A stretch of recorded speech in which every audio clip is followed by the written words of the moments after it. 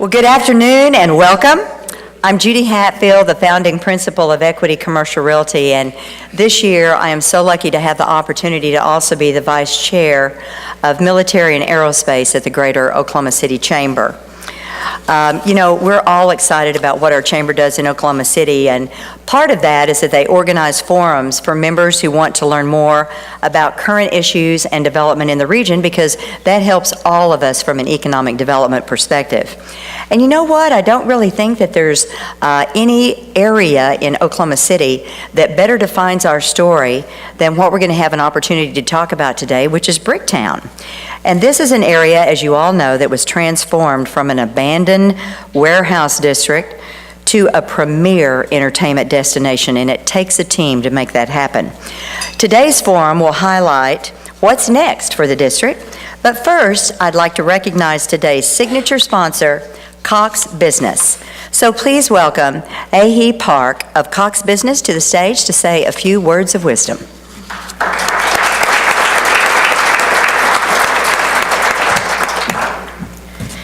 Thank you, Judy.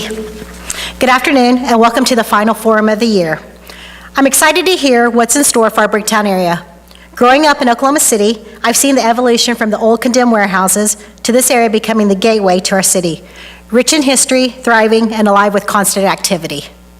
At Cox, we're proud to be a part of the community, and our technology will continue to grow and support this great city. Thank you, and happy holidays.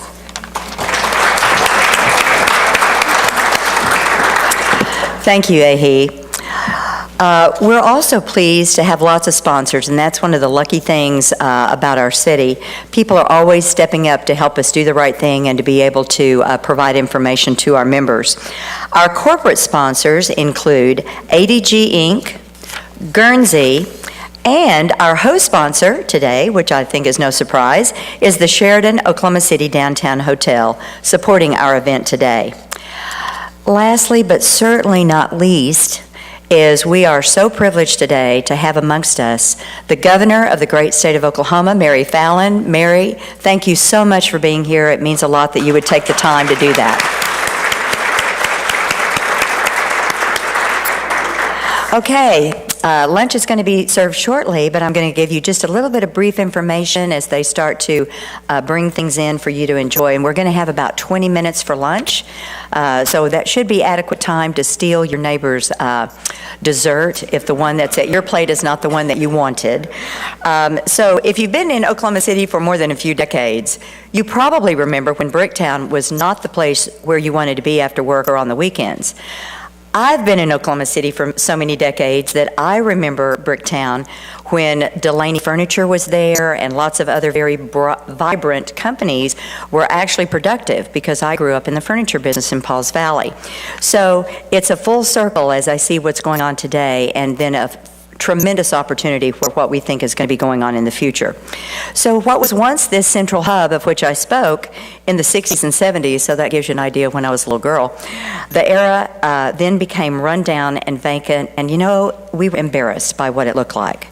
But the area did have good bones, and investors like Neil Horton, who actually has an honor bestowed upon his name each year in the D.A. McGee Awards, Bill Peterson, John Michael Williams, who we all know and love, Jim Talbert, Jim Brewer, and many others have helped to create a new vision for the abandoned area.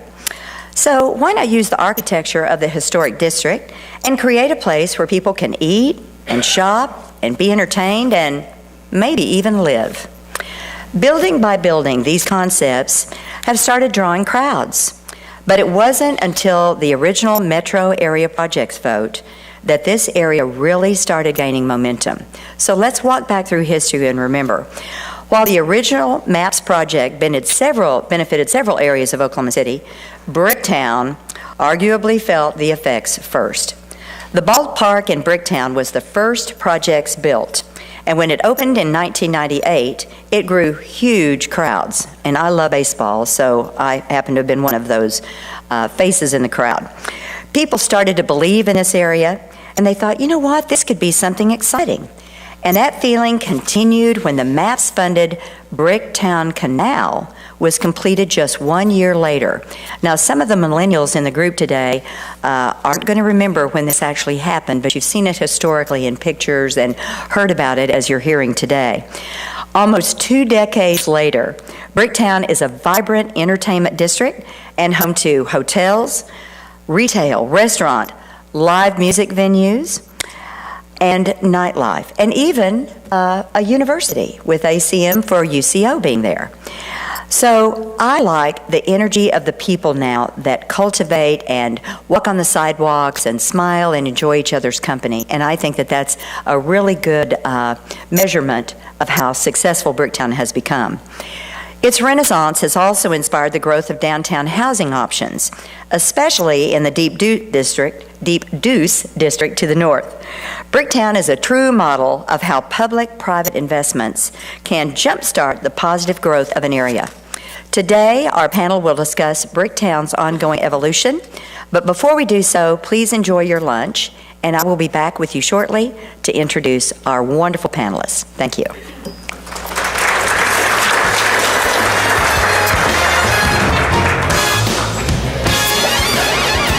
So now I get to introduce our panel. It's just a great panel of real folks that I think you're going to really enjoy.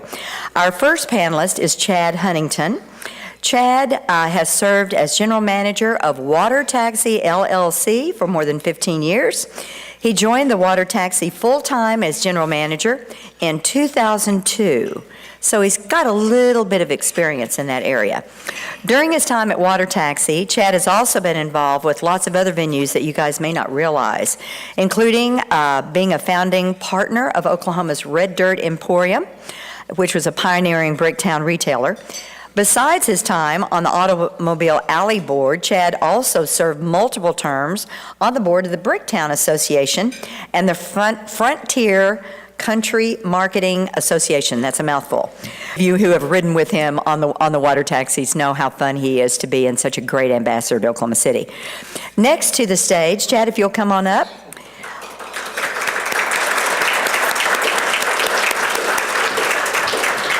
Next to the stage is Mallory O'Neill. Mallory is the Director of District Management at Downtown Oklahoma City Incorporated. As Director of District Management, Mallory is the liaison for district communications. She works with downtown stakeholders and is the communicator, consensus builder, and collaborator for our 8 downtown districts. You may not have known we had that many. Mallory has 10 years' experience working downtown and has loved to see it grow over the past decade. Mallory, if you'll join us, please.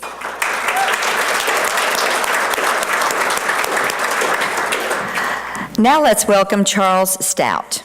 Charles is from Tulsa, Oklahoma, and started his career in the restaurant industry in 1992, when many of us were suffering from being redlined and unable to get bank loans, for any of those who remember that far back.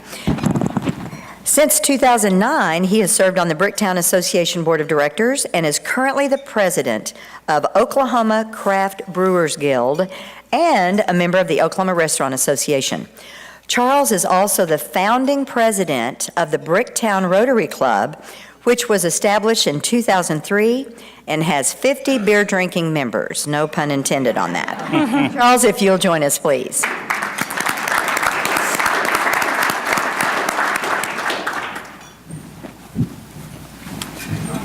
Thank you. Thank you. Okay, the way we plan for this to work is I get to ask the questions and they get to provide the answers. I've got the lucky part of this gig. So we put together more questions than we're going to have time to answer. But at the end, we're going to stop to afford the opportunity of you all being able to ask questions of them that weren't ones that had been pre-thought out, to try to give you as much information as possible. We've not asked them to curtail them to a 30-second answer or whatever, but I get to be able to curtail it when I think we've heard enough, just saying. Okay. But I'll be really nice, and what we want to do today is disseminate information and to generate questions that you guys have, because we want you all to have the information that you need, both from an entertainment perspective, but also from an economic development perspective. So for all of you, and just jump in as you feel comfortable with this, the urban renaissance continues to build in Bricktown. And the addition of the streetcar system will take the connectivity of the entertainment district to a whole new level. How do you envision the streetcar will impact business and quality of life in Bricktown? And Mallory, I'm going to ask you to actually go first, if you don't mind. Ladies first. Of course, yeah. Okay. We think that the streetcar is going to have a huge positive impact on connectivity for Bricktown, and specifically for our Bricktown businesses and throughout downtown, all of the businesses. It's going to be a big impact and make a huge difference in that. The ability to connect these districts is something that we haven't been able to do before. The streetcar is going to be a great connection where people will be able to easily leave some office space in Midtown and hop on the streetcar and come over and enjoy lunch at Bricktown Brewery for the day. So it's really great to see that connectivity aspect that's going to happen when the streetcar comes online. That sounds great. Well, since you mentioned Bricktown Brewery, what do you think about that, Charles? Well, you know, the streetcar, obviously, you know, with stops right outside my building is very attractive. But we had that before with the trolley. You know, the trolley existed for quite a long time. And it was disappointing to see that system go away because it was really catching some ground there before it went away. And it just, you know, as someone that's down there and has events to do elsewhere in all the districts, and, you know, in my involvement with other brewers and with all the breweries opening up in Oklahoma City, other restaurants, boards I'm on, or committees I'm on, it makes it just so much more convenient.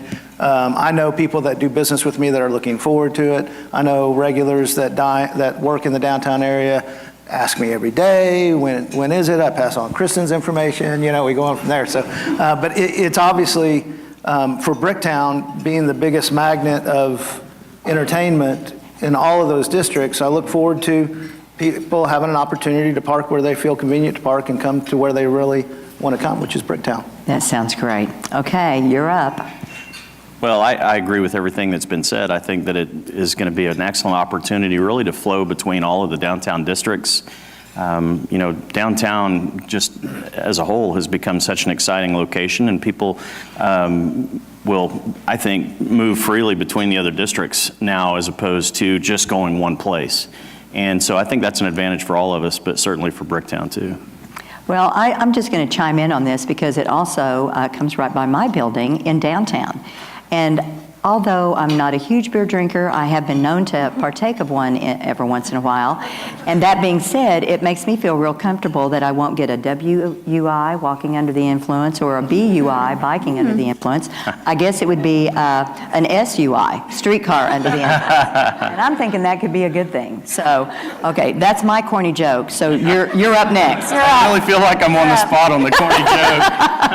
Well, not to cornhole us, but, you know, we have more than beer. So Oh, that's good. and that's for everybody else. And I hate to admit that I do know that. We have full bar. Okay, so we're going to direct this to Charles and Chad. Street construction and new building construction abounds in Bricktown because we are getting so good at dodging all these cones. Well, we got cranes in the air and cones on the ground. We know that all of these are signaling progress, obviously.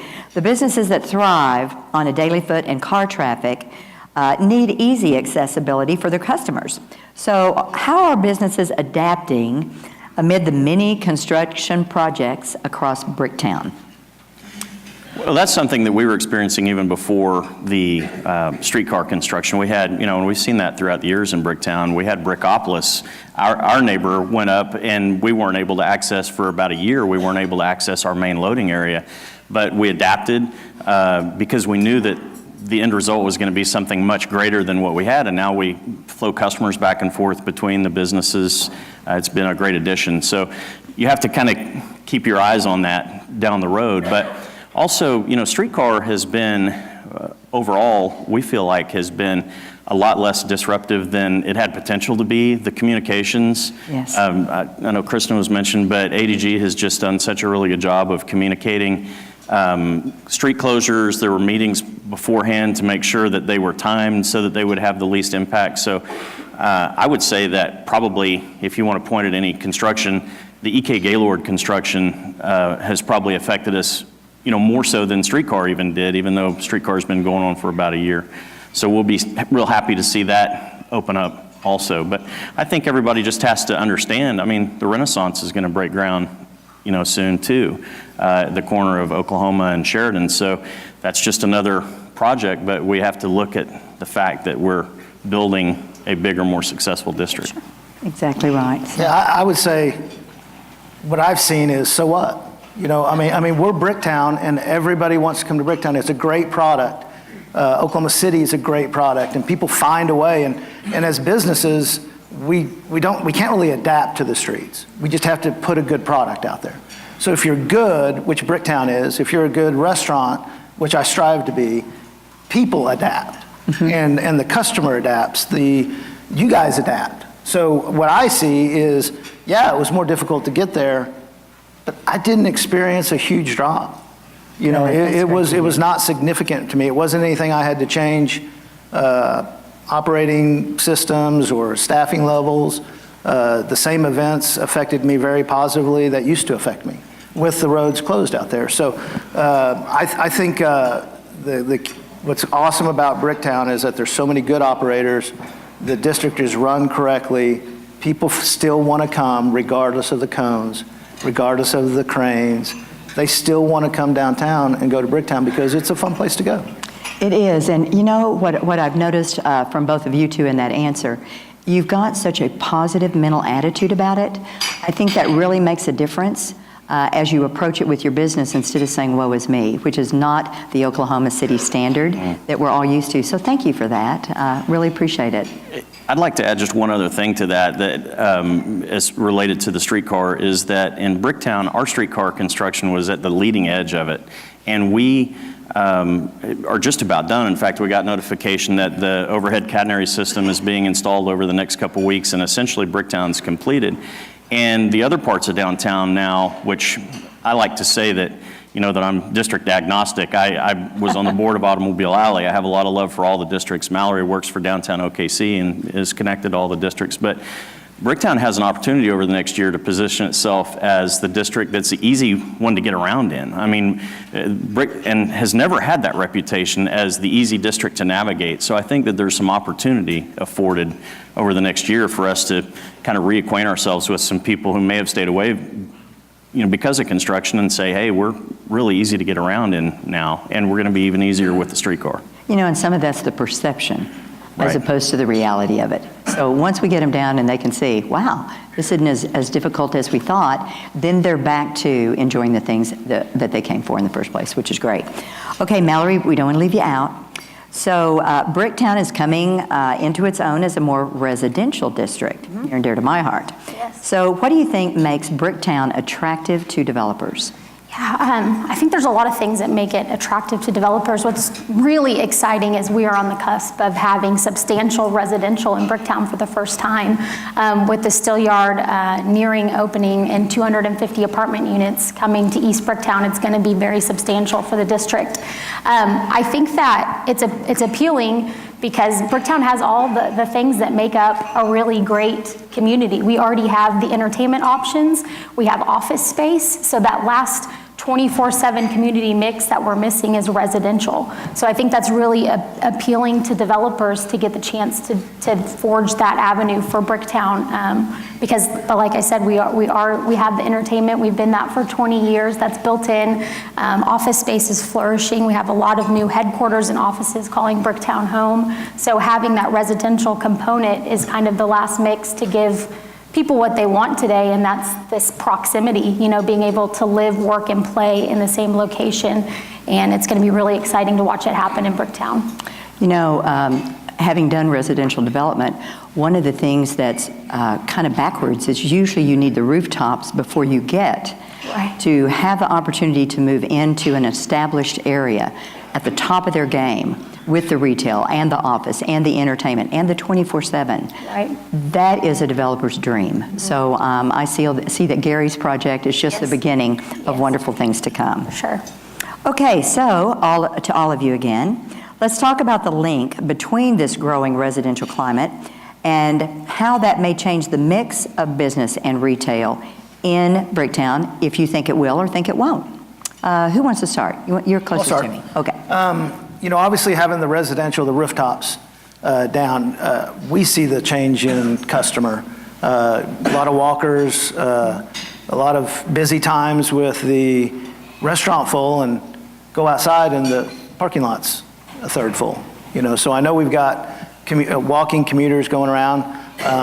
Those same guests that are happy to live in those Deep Deuce, the Hill, all these areas that are coming in are very, very happy to be able to walk to our place. They're going to look for groceries. They're going to look for shopping, to go buy a tie, to buy gifts, all those things. I think that we did do it weird. We started with bars and restaurants. We did it weird. We took a lot of hits about parking. We survived that. Oklahomans want to park by the front door and don't want to pay, and that's it. I'm one. I give up. And most of us have. And so now the thought of living that lifestyle of, hey, here's how you avoid paying to park. Just live down there. Mm-hmm. And so I think all those things will come maybe backwards. Maybe restaurants and bars first, then residential, and then grocery stores and retail. See rooftops and see bodies and see wallets and say, we need to be in this area. There's business down there, and there is. I agree with that. I think also, of course, you mentioned the Red Dirt Emporium, which was a store that we opened in 2007, and it just closed. We sold it several years ago, but it just closed last year. But it was very targeted to visitors. It was very much a visitor-oriented store, and really that was the opportunity in Bricktown at the time. And, there's a challenge with floor plates. I mean, you've got very large, and I know that you deal with this a lot, but you've got very large spaces, and it's hard to figure out how to configure. It has some disadvantages maybe versus some other areas that were retail. But I think what's really good is now that we have, maybe for the first time ever, some listing agents down there who I think you have listings down there. Gary has hired a retail specialist. There's a real commitment among property owners to have retail oriented and to seek retail tenants. And so I think that is going to also help tip that scale in favor of retail, but definitely the service oriented. You also have to count hotels as rooftops to some extent. Mm-hmm. So even though we're talking hundreds of people living in Bricktown proper, there are thousands if you count a block away in Deep Deuce, and you have a huge number of hotel rooms, and those people need services just like someone who's living in an apartment. And oftentimes they're living here for 2 or 3 days, or they're at a convention or whatever, and they're calling it home. So I think you're absolutely right on that. Mallory, did you have anything to add to that, or you want? Yeah, no, just echoing what both of them have said exactly. We're about to triple in our room capacity with hotels. So as we have this new horizon of, serious numbers of hotel rooms and residential, I think it can change the service retail that is available in Bricktown. Yeah, and all these people walking is a lot of energy. Mm-hmm. So we just need to capture that. Sure. So let's go ahead and continue to transition into the commercial activity, but a different ingredient of that is going to be the office market. And I know that we've seen some office spaces there that appeared to be vacant for some time, although there were people in some of them that people didn't realize there were. But one of the newest additions, of course, was the Plow building. I've got a building across from the police station that we had a 10-year tenant, and actually just got word today of a potential 20,000 square foot tenant. So that's brand new off the deal. Yeah. Doesn't mean that they're coming, but I always think they will. That's just, you got to be part of this PMA. We're all about this positive mental attitude. So would you like to address a little bit about the office climate in Bricktown? Yeah, I think the office climate is really great in Bricktown right now. And over the past handful of years, we've seen some substantial rehabs of older buildings, specifically for office space. You mentioned the Plow is one. I think another one that led the way was the Mighty Key building. That was a $17 million investment in that building, and now is home to Tapstone Energy. And we've seen really great businesses decide they want to call Bricktown home, like J. Dunn Construction and Cornerstone Development. And we can't forget that Sonic's been headquartered in Bricktown since 2003. So I think our office mix is really, really great. I do think that there is some availability, and I think as we continue to diversify as a district and we see us adding residential and opening up other areas, other streams of area, I think the office space that is available is going to become extremely appealing to people to work in Bricktown. So. Well, I know that as office tenants look, one of the things they love is to be able to say, my people have got so many choices for lunch. So the quality of life, just from an employee perspective, has just grown exponentially. So I see that as a huge plus. Okay, Charles, you're up on this one. So here we go. A Washington Post reporter recently visited Oklahoma City and called the Bricktown Brewery the granddaddy of the neighborhood.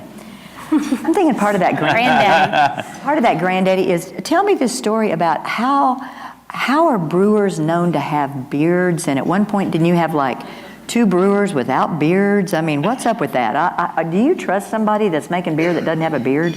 I don't know. Or a skinny chef. Yeah, or a skinny chef. No, I don't know how Giada does it, I'm just saying. But to continue with that, we all appreciate, of course, the brewery as the anchor business in Bricktown for over 25 years, if you guys realize that. And then just the same, Chad, the Bricktown water taxi is a premier must-do. I've probably done it, I'm going to say at least 20 times. My grandkids love to do it because they always think they're going to get to fall out. Thank you for your business. Splash in the water. So anyway, as we continue with that, the driver behind Bricktown's success over the past 2 decades has been the visitor experience. So how is that experience changing now, do you think? And with the new convention center on the horizon, combined with everything we've talked about today, that is the longest question I'm going to ask today. So if all of you kept up with that, hopefully Charles will be able to answer it for us. I will try not to make this the longest answer. But I've thought about this one because being there for 25 years and, when it was scary, when it was dangerous, and seeing the growth and the ups and the downs, the way the visitor experience has changed for me and being involved with and embracing Bricktown and embracing the chamber, embracing Oklahoma City is I feel like I'm competing with the city to show guests great experiences, to show how great the city is. And I know I sound like a rah-rah cheerleader, but I really do love Oklahoma City. I love Bricktown. And so that's why I've been involved with the association. Anything that we can do, it's more competitive now. So when we get those guys in for NCAA basketball or wrestling or volleyball or a convention that's moved back and forth from other cities, every one of us are fighting to keep that group coming back every year. Everyone should fight to keep that group coming back every year. My Abuelos, Hudson's, the Mantle, Mickey Mantles, I know all those guys. We talk to each other. We plan. What do you guys expect? What do you remember happened last year? What time did you get hit? So what the visitor experience for us at my level in the hospitality side of it, also my relationship with all the hotels become very strong. We share information on groups. We share ways to make sure that we hit that home run with that guest. And every visitor to me is a guest. It's money. And so what we can do to build for the future is work as a team, and Mallory's led us well, and Chad and I, since I was serving beers back in '92 at the brewery, we've been partners in making this area successful. Do we have a deal? Do we have we shake hands? No, we just watch out for each other. That's what I see in Bricktown, and that's we've been forced to do that. Ray at Abuelas and I talk about things. New restaurateurs that come in, I open my door to them. Call me if you need anything.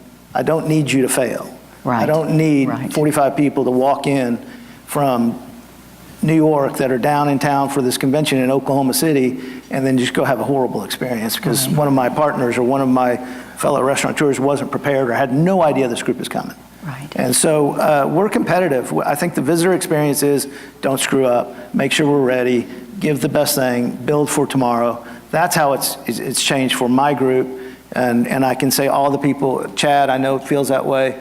All the restaurateurs I know, Frank at Crabtown, I can name them all. We all talk, we all communicate. And so the experience for the visitor, I think, in Bricktown is how do we get you back again? Right. And I don't care if you go to Crabtown. I don't care if you go to Abuelo's. How do I get you back again? How do you get another shot at you next year? How do I get a shot at you if you move back or you move your headquarters to Oklahoma City? That's how the visitor experience has changed in my 25 years. You know, it's not just live for today, it's what can we do for our future? Well, and actually, you know, the game has continued to be upped as, you know, as we became the Oklahoma City Dodgers. You know, that was a whole nother level of participation. Then the beach got added. I think the beach is awesome. I always look forward to that first truckload of sand, you know, that comes over there and all the people, you know, thinking they're in Margaritaville, you know, as that comes in. So since you mentioned the visitor experience, now let's throw out to all of you about what do you think that's going to look like in the future that's different from today? Let's start with Mallory. Yeah, I think that the visitor experience always changes and adapts to where we're at in time. You know, right now, I think that we've done a good job with what we do when we talk about visitors and programming and what's happening is we prioritize that as it's community driven. Something that's important to DOKC is we're producing stuff that is inclusive and free and family friendly. That's kind of our direction that we've done for visitors to experience in Bricktown, and we're really proud of that. And we've done it through events, we've done it through placemaking. You mentioned the Bricktown Beach, so that's a big example of that, where we bring 146 tons of sand in at the Chickasaw Bricktown Ballpark and create a beach and a place for people to gather in the summer. And we also have been doing that with public art. So we are fortunate enough to work with the city on updating some ordinances that were in place that prior to last year, art had to be historic in nature. And that's no longer the case. So we're seeing awesome public art pieces throughout Bricktown, like the Bricktown Octopus by artist Jack Fowler at the back of the Chevy Bricktown Event Center, which in no way is historic in nature, we don't think. So, but it's transformed blocks and locations with being able to do that kind of stuff. So it really has enhanced visitor experience to Bricktown. Well, and even what Chris Canale did as the entry into, I mean, that is, it makes you want to walk there. Exactly. I love that. Chad? Yeah, I had some thoughts on that too. You know, I think that it's really important, and this becomes an opportunity for us to brag on partners, but you're asking about the visitor experience, and of course the Convention and Visitors Bureau is such a great partner with us in distributing information like Charles was talking about, sharing when events are going to be there or bringing people down and helping us help them do their job as far as selling the destination. But also, you know, Mallory's sitting right here, but Downtown Oklahoma City Incorporated now it's the Downtown Oklahoma City Partnership has done such a great job since they really took over management of our district, and that there was a key moment when they took over the operations of the Bricktown Association a few years ago, and they have been the ones who really have been at the forefront of pushing placemaking and the art projects that you're talking about, which comes out of their initiatives. And part of the focus of that too is to continue to build an authentic experience and something that speaks to the local experience. So that's why you're looking at local artists who are doing these projects. Visitors want authenticity. Whenever they come to a place, they want to feel like it's an Oklahoma City experience. They don't want to feel like it's a canned experience, especially touristy, but also locals. And a lot of times people think of, you know, Bricktown as being very visitor heavy, and we probably are more than anybody else, but we are still, you know, the majority of our visitors are local or metro visitors by far. I'm probably more than anybody else, I'm the visitor guy, or the tourist guy. But the people who experience Bricktown are overwhelmingly local, and all of the people, even the ones who aren't, are looking for that authentic experience. So I think that what we really have to push is we have to push and continue to push forward, and we've got great partners now that are helping us do that, is to continue to push that authentically local experience. And that's what I think that it'll feel like for visitors of all types going forward. Okay, Chad, it's time for the corny joke, because if you're talking about authenticity, I mean, anybody that's ever ridden on a water taxi and heard at least one corny joke, can you make one up for us? I mean, as you're cruising through there and we're looking at all the things, and Paul Moore is bigger than life and all these things, we just need one. Everybody's starting to kind of nod a little bit. Let's get them back on. Well, first of all, Charles and I talked about this earlier, and I said, I'm feeling all of a sudden very under the gun to do a corny joke. And like I always tell people, if you ever see me on a water taxi, something has gone really, really wrong. If you see me driving a boat, somebody didn't show up for work, or who knows. And the same with Charles. If you see him on the line, turn around and walk out the door, come back another day. Something has gone wrong. And my people are much better with the corny jokes these days. But Mallory was just saying, and I have a really dry delivery. Sometimes it doesn't resonate with everybody, but the one that gets used a lot is, the canal is about 4.5 feet deep, and if you fall overboard, stand up. And Classic. yeah, see, There you have it. see, come down and let one of my people take you for a boat ride. You'll be entertained.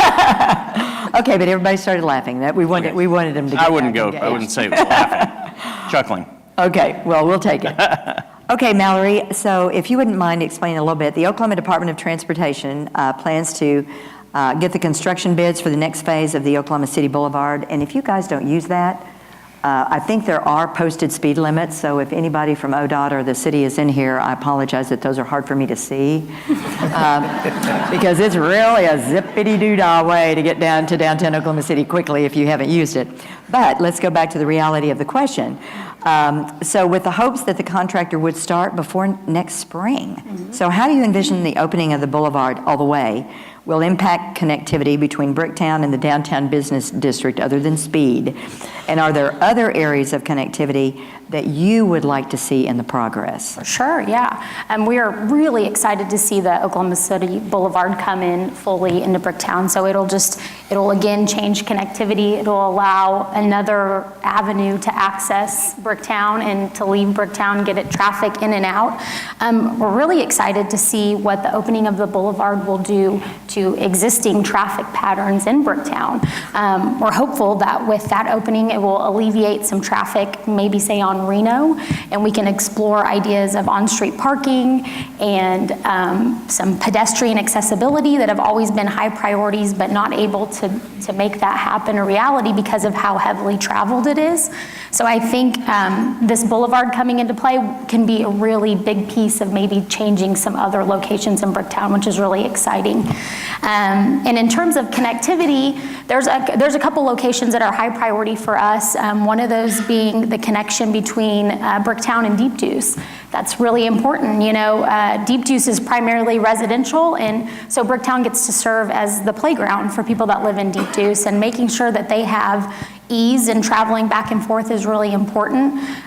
With the two hotels about to open, the AC Hotel in a couple weeks and Hyatt Place opening in early 2018, it is going to change connectivity on Russell and Perry, which is awesome. So we haven't had sidewalks at that location before, and now with this new development, we're going to have sidewalks. So people from the Hill are going to be able to easily access Bricktown and back and forth. So that's really, really exciting and something that's important to us.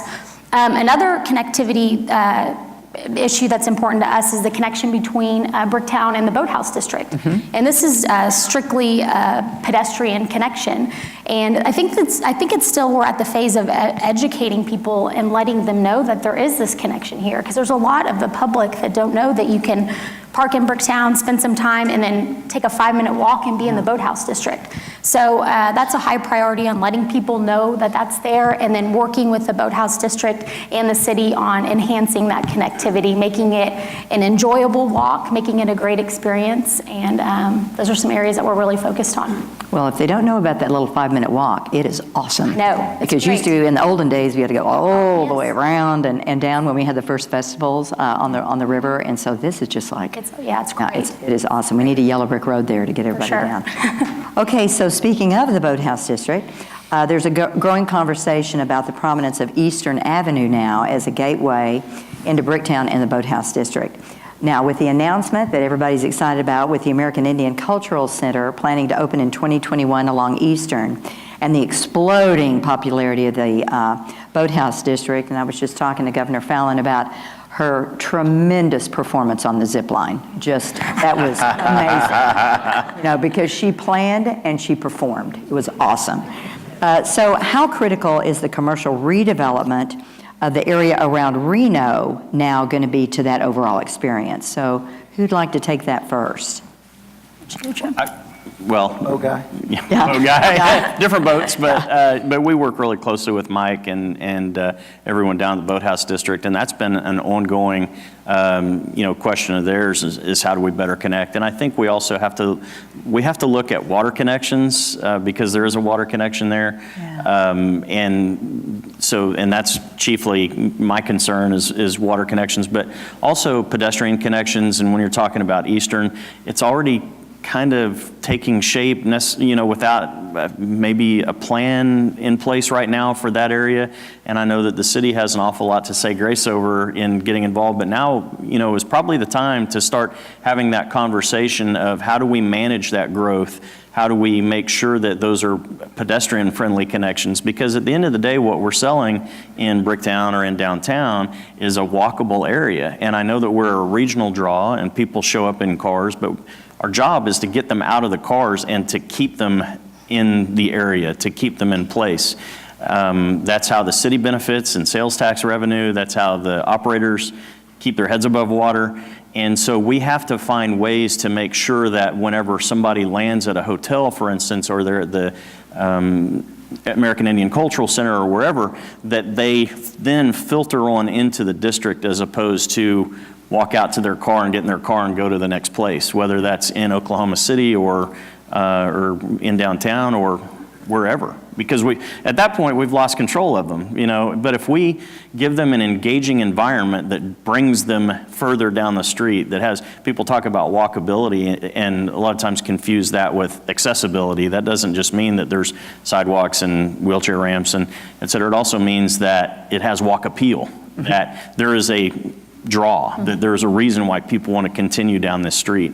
And if we continue to make places sticky, which is a placemaking term that is utilized a lot, that makes them come in, they're going to, at the end of the day, we all want them to empty their wallets, right? I mean, that's why we're there. Exactly. We're trying to bring visitors down to just keep them contributing to the economy. And if we lose them because something seems too remote or seems too off by itself, then I don't think we've done our job well. And I say that as a community.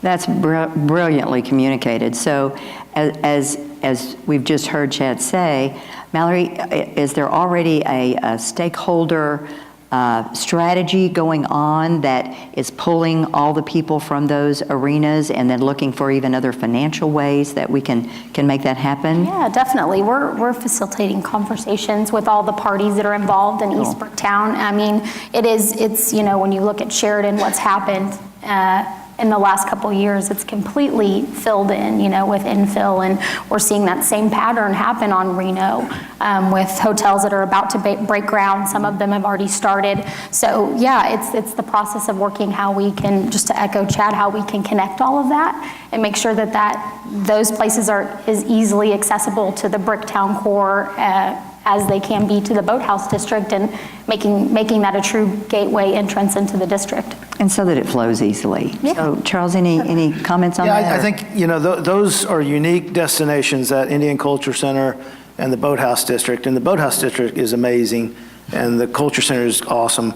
And they picked those places to be, because they could have gone anywhere up along that stretch.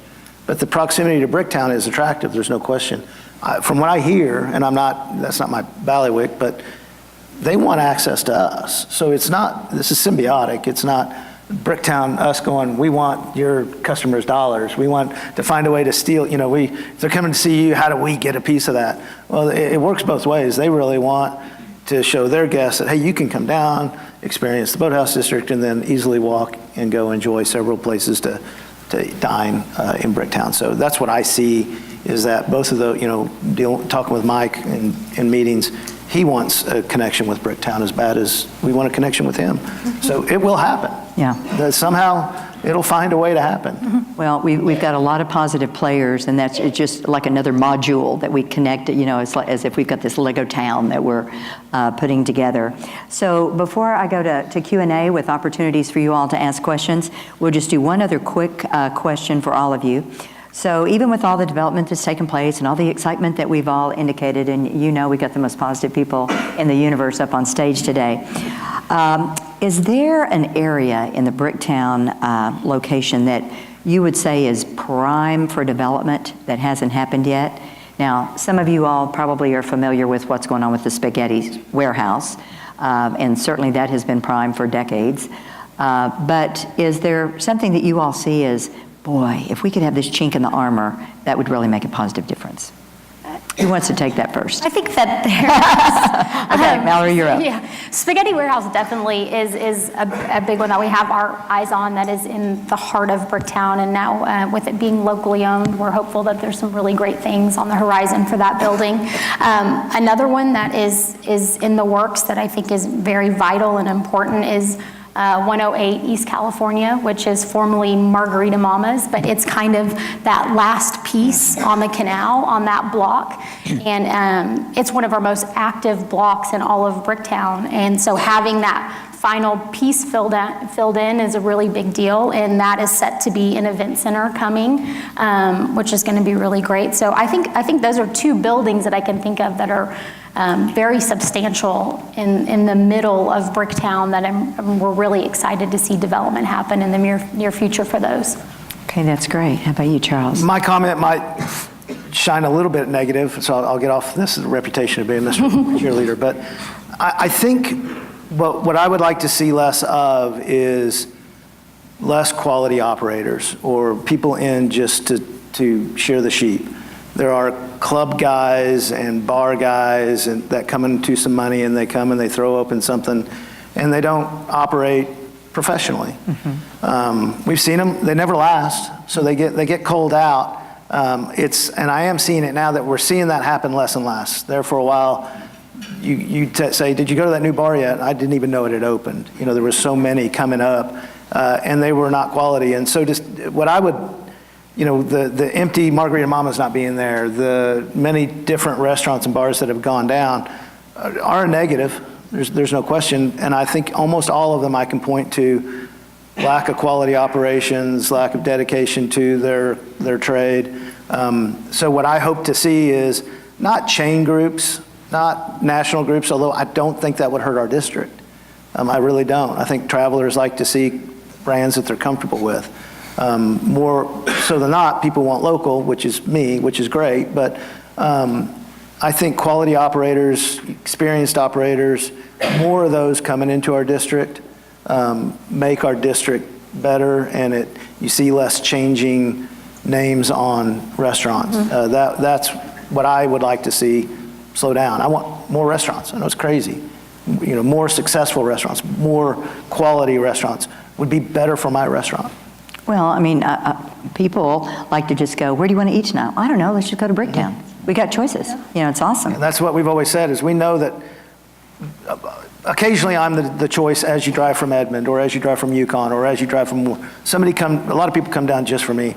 But a lot of people, because I have a wife, I don't know, where do you want to go? I don't know, let's just drive. Boom. And you're on your way. Yeah. And you go to the I don't know or I don't care store, one of those restaurants, and you go eat. So that's why I want quality restaurants. I want more people to choose to get in the car and drive down, figure it out when they get down. That sounds great. Well, really want to thank them for this discussion, and we'll give them applause when we finish the Q&A. So how much time have I got to be able to ask questions so we get a little bit of an idea? I've got about 10 minutes? Okay, awesome.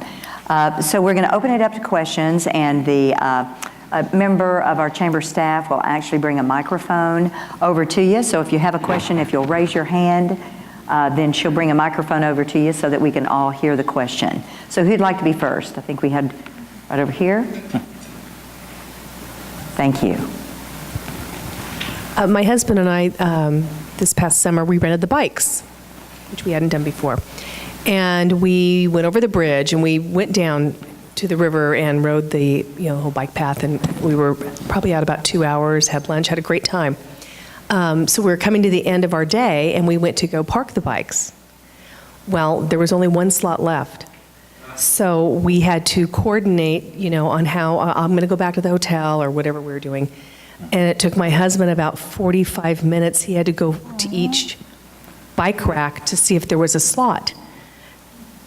So we might want to add maybe just a couple additional racks without the bikes in it. I don't know. So a ratio that works for people that want to get on with their day and deliver their bikes back. So do you want to ask that as a question? Because maybe there's an has opportunity. anyone rented a bike and tried to put the bike back? With no slots. Only in other Now you have to go, communities. where was that other one? About 10 blocks over. Yeah. So I don't know, is there any, have you had any feedback on that?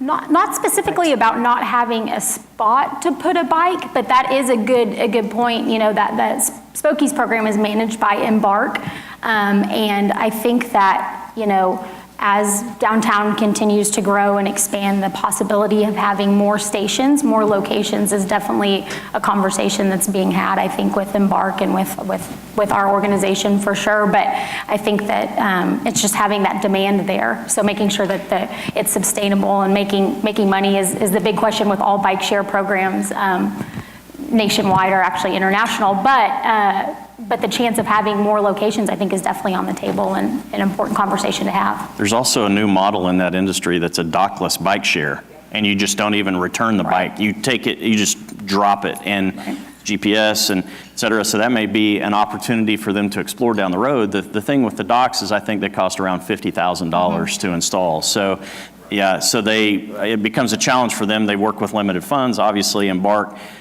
transit is a tough thing in Oklahoma City anyway because of how spread out we are, and they have to kind of ration that and put them where they make sense. But dockless could be one day a way to go. Yeah. Doing in Seattle for one place that I know of. Well, what we really do appreciate, though, is that you brought that to our attention, because if we don't have those kinds of situations that have occurred, we need to know so that we can figure out, do we need ambassadors at hotels that you could drop it off at a hotel and they automatically know what to do? Is it dockless? Is it more, So that's a great conversation, and I bet you it's going to be on Mallory's to-do list. So thank you for that.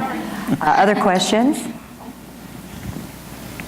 I have a quick question. This is for Chad. I'm just curious a little bit. I'm a little bit new to Oklahoma, and so I'm not familiar with on the water taxi. Are there plans to take that down to the boat district? Well, right now there is a connection.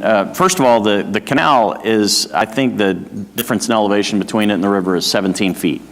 So they can't actually physically connect to one another. But right now there is an extension, a canal type extension that comes from the river up past the Chesapeake Boathouse underneath I-40, and it has a turnaround basin that is just below our turnaround basin, our south terminus of the canal. So you can ride our boats and you can go down there and you can either walk into the Boathouse District, or the Oklahoma River Cruisers also, I'm not sure of their schedule, but they also dock at that place. So you could take a continuous boat ride even to I-40 and Meridian from the heart of Bricktown. I do know that the Parks Department, our partner is the City of Oklahoma City and the Parks Department. I do know that they are working on some things to make that a little bit easier to navigate. You have right now a big switchback because of ADA requirements, of course, but it is this meandering switchback, and it isn't necessarily so intuitive, and they're trying to make that exchange between the two places a little bit more intuitive. But you can, other than walking down a hill, you can take a boat ride right now from one place to the next. Thank you. Welcome. Thank you for that. Other questions? Here we go. Hi, I feel like an audience plant because I Jill. but I was hoping that we could talk a little bit about some pedestrian safety measures that you guys are all working on, all of you as board members and community directors, and also canal expansion plans. Can we talk about that? Is that real? Nobody really knows. Okay, that's all. I'll take the canal extension part. I mean, that's something that obviously we've been, we're enthusiastic about the opportunity and always have been. And it was something that was talked about when the canal first opened, that, hey, there's an opportunity to connect and to go other places. In fact, the canal was designed with expansion areas. There's one down at one end near where Harding and Shelton's offices are. So that is a possibility. Where it's started to develop some real talk lately has been with the cotton mill, and which is such an exciting opportunity. That is, if anybody's looked at that on on an aerial, that's about the size of all of Bricktown. That is a really big opportunity down there, and there has been some discussion along the way that, hey, it would be nice for us to extend the canal into that area. I think the thing that we would want to pay attention to if we do that is that it just doesn't become a way to meander into an area. It needs to be planned and thought out so that that's a continuation of a pedestrian experience. I always say that the canal is not just water transport, it's a super sidewalk. It's a sidewalk that offers multiple forms, modes of transit. So you can also walk the canal. Many more people walk the canal probably than ride boats. And so it just needs to be thoughtfully executed, but we're really excited about the possibility of, maybe connecting to that area. And that puts us only about a block away from the convention center. And we're really excited about the convention center too. That sounds great. Mallory, do you want to talk any about the pedestrian? Because I usually walk at 5 in the morning, and I walk all over Bricktown, all over downtown, and I never feel uncomfortable. But I would like to hear what you think, because everybody's not a Not an early riser farm town Oklahoma girl. It's early walk. We are, it's like I mentioned in a couple items that we talked about, but pedestrian connectivity and pedestrian safety is a very high priority for our organization and for the Bricktown board. Both of these guys are Bricktown board members as well right now. So we touched on a little bit like what we would like to see happen on Reno, but right now we're really focused in on Mickey Mantle Drive. So between Sheridan and Reno, it is technically a super block because the canal cuts right there and there's no longer California. So we have been working with the city, with Tim Johnson and Johnson and Associates on working to get a mid-block crossing at that location. Yes, so we could have easier pedestrian accessibility to two of our biggest attractions, being the canal and the Chickasaw Bricktown Ballpark.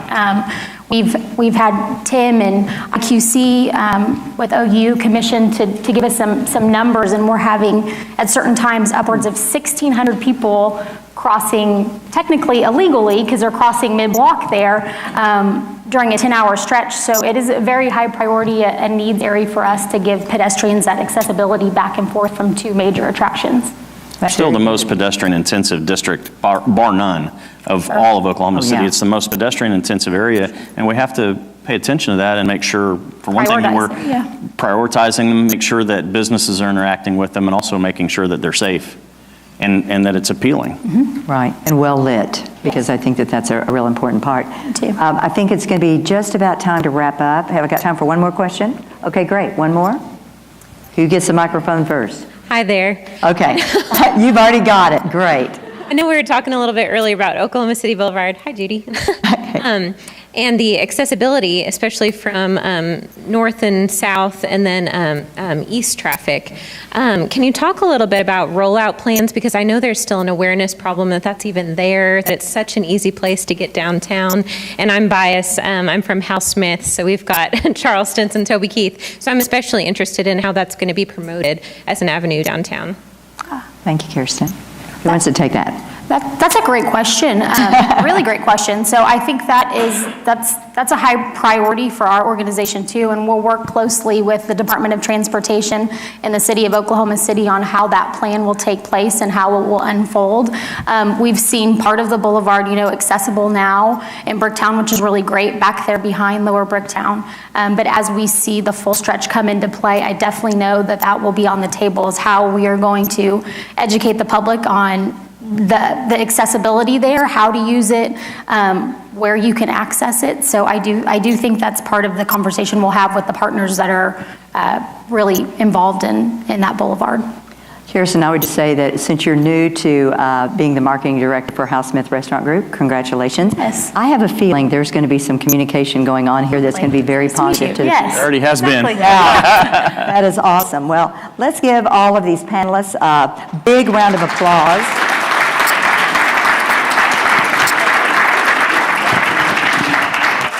Well, I certainly hope that you've enjoyed today's events. We have been so lucky to have great people here. That would be you, and then a few politically minded folks that took the time to come in and join us today, which I think really matters because they're able to hear what we are concerned about, what we're trying to accomplish, so that they can really be aligned with us for future progress. So I wanted you all to know that we're going to hold chamber forums on the third Wednesday of every month in 2018. So that should be a huge dissemination of information to give you all phenomenal access to what's going on in our city. So please mark that on your calendars. And the first chamber forum of the new year will be held on January 17th and will focus on the FAA facility in Oklahoma City. I just think that you're going to be blown away by the positive impact FAA has on Oklahoma City, and I don't want to steal anybody's thunder, but Lindy Ritz, when she was actually there, has been a girlfriend for many years, and the quality of leadership that continues to move up the chain there is just amazing. The connection with FAA and Tinker is amazing, and that's all I'm going to say, but I want to make sure that you guys put that on your calendar, and you'll have information coming out to you very soon about that. We also hope to see all of you and all of your friends at the Chamber's annual meeting, which will be on Thursday, December 14th. And you can find more information if you would like to go and register online. I understand there's a few seats still available, and that's real easy. It's okcchamber.com and then /annual meeting. You can just go under events and click on the annual meeting. So once again, let's thank our signature sponsor. That would be Cox Business. Thank you so much for all you do for Oklahoma City. We'd like to also thank ADG and Guernsey, and our host sponsor today, Sheraton Oklahoma City Downtown Hotel. Yes, it's a bod. Thank you guys for being here today. It meant a lot to all of us. Thank you for all you do for Oklahoma City to make it the best place in the universe. We are adjourned.